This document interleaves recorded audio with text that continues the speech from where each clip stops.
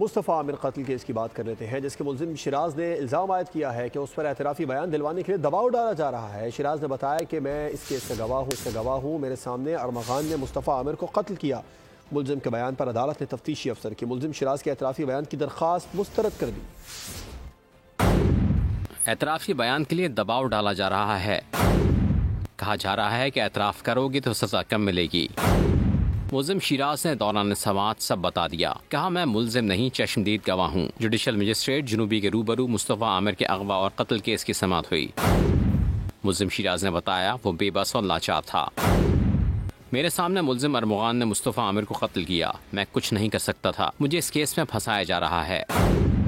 अरमगान ने लोहे की रॉड से मारा, फिर इसे गन पॉइंट पर बलूचिस्तान लेकर गया। वहाँ गाड़ी समेत जला दिया। मुल्जिम ने बताया इसने आज तक जो पुलिस को बताया वो गवाह बनकर बताया था। मुल्जिम के बयान पर अदालत ने तफ्तीशी अफसर की मुल्जिम शिराज के एतराफ़ी बयान की दरख्वास्त मुस्तरद कर दी। दौरान समाअत मुल्जिम शिराज ने अदालत के सामने एतराफ़ जुर्म से इनकार किया।